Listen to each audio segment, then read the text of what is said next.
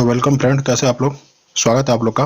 जैसा कि आप लोग जानते हैं, हम लोग भारतीय संविधान को शुरू किए थे और हम लोग राष्ट्रपति से संबंधित जो भी इम्पोर्टेंट टॉपिक था वो उसको हम लोग डिस्कस कर रहे थे क्वेश्चंस के रूप में। तो हम लोग, जैसा कि आप लोग जानते हैं, डेली हम लोग 15 क्वेश्चंस का प्रैक्टिस करते हैं। तो आज भी हम लोग 15 क्वेश्चंस को प्रैक्टिस करेंगे जो कि राष्ट्रपति से संबंधित है। तो चलिए चलते हैं अपने पहले क्वेश्चंस की तरफ।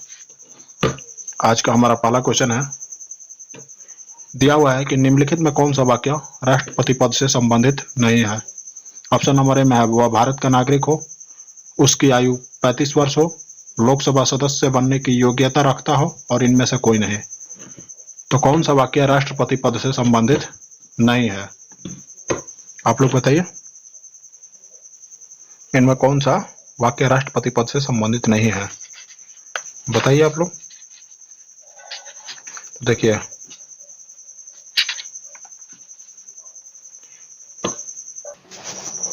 पहले वाक्य में कहा गया कि वह भारत का नागरिक हो, तो राष्ट्रपति के लिए वह भारत का नागरिक होना ही चाहिए। उसकी आयु 35 वर्ष हो तो वह भी होना चाहिए, और लोकसभा के सदस्य बनने की योग्यता भी होनी चाहिए। तो हमारा ऑप्शन नंबर डी हो जाएगा, इनमें से कोई नहीं। चलिए चलते हैं अगले क्वेश्चन की तरफ। देखिए अगले क्वेश्चन में क्या पूछा गया है। अगले क्वेश्चन में पूछा गया कि निम्नलिखित में से कौन सा वाक्य राष्ट्रपति पद से संबंधित नहीं है। इसमें से कौन सा वाक्य राष्ट्रपति पद से संबंधित नहीं है, आप लोग बताइए। पहला ऑप्शन में दिया हुआ है कि वह पागल या दिवालिया ना हो। दूसरे वाक्य में दिया गया है कि लाभ के पद पर ना हो।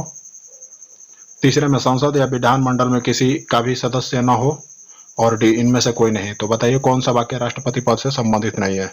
तो देखिए, राष्ट्रपति पद से संबंधित पागल या दिवालिया नहीं होना चाहिए। दूसरा, लाभ के पद पर ना हो। लाभ का पद का मतलब आप लोग समझते हैं, सरकारी नौकरी। तो लाभ के पद पर न हो। सी, संसद या विधानमंडल में किसी का भी सदस्य न हो। तो ये तीनों वाक्य सही है राष्ट्रपति पद के लिए। तो हमारा ऑप्शन नंबर इसमें भी डी हो जाएगा, इनमें से कोई नहीं। अगले क्वेश्चन की तरफ चलते हैं।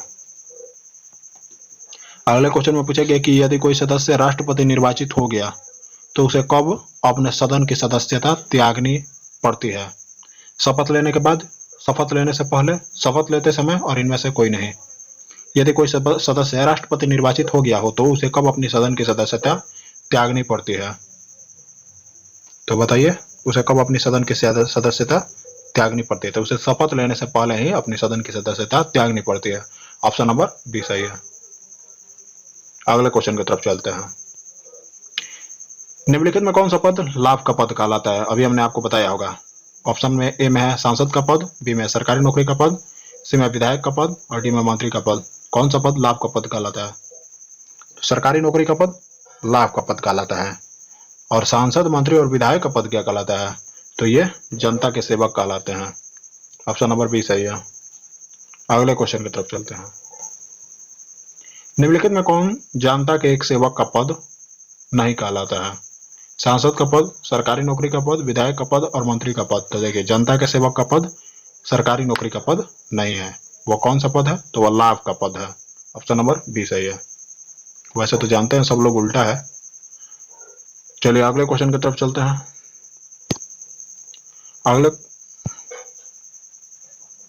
अगले क्वेश्चन में राष्ट्रपति को शपथ दिलाने का कार्य कौन करता है। सर्वोच्च न्यायालय का मुख्य न्यायाधीश, प्रधानमंत्री, उप प्रधानमंत्री, उपराष्ट्रपति, नन ऑफ दीज। तो आप लोग बताइए, राष्ट्रपति को शपथ दिलाने का कार्य कौन करता है। बहुत आसान क्वेश्चन है। तो राष्ट्रपति को शपथ दिलाने का कार्य सर्वोच्च न्यायालय के मुख्य न्यायाधीश करते हैं, सभी जानते हैं। ऑप्शन नंबर ए सही है। अगले क्वेश्चन की तरफ चलते हैं। अगले क्वेश्चन में पूछा गया कि सर्वोच्च न्यायालय के मुख्य न्यायाधीश की अनुपस्थिति में राष्ट्रपति को शपथ दिलाने का कार्य कौन करता है। सर्वोच्च न्यायालय के मुख्य न्यायाधीश की अनुपस्थिति में राष्ट्रपति को शपथ दिलाने का कार्य कौन करता है। राज्यपाल, प्रधानमंत्री, उपराष्ट्रपति। सुप्रीम कोर्ट के शेष 30 न्यायाधीशों में वरिष्ठ न्यायाधीश। तो आप लोग बताइए, सर्वोच्च न्यायालय के मुख्य न्यायाधीश की अनुपस्थिति में राष्ट्रपति को शपथ दिलाने का कार्य कौन करता है। ये भी इंपॉर्टेंट क्वेश्चन हो जाता है आप लोग को। तो देखिए, सुप्रीम कोर्ट के 30 न्यायाधीशों में से वरिष्ठ न्यायाधीश राष्ट्रपति को शपथ दिलाने का कार्य करते हैं यदि मुख्य न्यायाधीश अनुपस्थित हो। तो ऑप्शन नंबर डी सही है। अगले क्वेश्चन की तरफ चलते हैं। अगले क्वेश्चन में पूछा गया कि किस अनुच्छेद के तहत राष्ट्रपति किसी सजा को माफ कर सकता है। किस अनुच्छेद के तहत किसी राष्ट्रपति किसी सजा को माफ करता है। अनुच्छेद 75 के तहत, अनुच्छेद 72 के तहत, अनुच्छेद 73 के तहत और अनुच्छेद 74 के तहत। बताइए। तो अनुच्छेद 72 के तहत राष्ट्रपति की क्षमा शक्तियां हैं और राष्ट्रपति क्षमा करने से पूर्व गृह मंत्रालय की अनुमति लेता है। और यह कितने प्रकार की सजा को माफ कर सकता है? तो यह 5 प्रकार से सजा को माफ कर सकता है। तो हमारा अनुच्छेद 72 आंसर होगा ऑप्शन नंबर बी। अगले क्वेश्चन की तरफ चलते हैं, ये भी आप लोग को जानना जरूरी था। अगले क्वेश्चन में पूछा गया कि राष्ट्रपति किसी सजा को माफ करने से पूर्व किसे सलाह लेता है? तो अभी हमने आपको बताया राष्ट्रपति किसी सजा को माफ करने से पूर्व गृह मंत्रालय से सलाह लेता है। ऑप्शन नंबर सी सही है। अगले क्वेश्चन की तरफ चलते हैं। अगले क्वेश्चन में पूछा गया कि राष्ट्रपति किसी सजा को कितने तरीके से माफ कर सकता है? तो अभी हमने आपको बताया कि राष्ट्रपति किसी भी सजा को 5 तरीके से माफ कर सकता है। ऑप्शन नंबर बी सही है। अगले क्वेश्चन की तरफ चलते हैं। देखिए, इसमें बताया गया कि राष्ट्रपति किसी भी सजा को 5 तरीके से माफ कर सकता है। तो कैसे कैसे? पहला है क्षमा, जब राष्ट्रपति किसी सजा को पूरी तरह से माफ कर देता है तो उसे क्षमा कहा जाता है।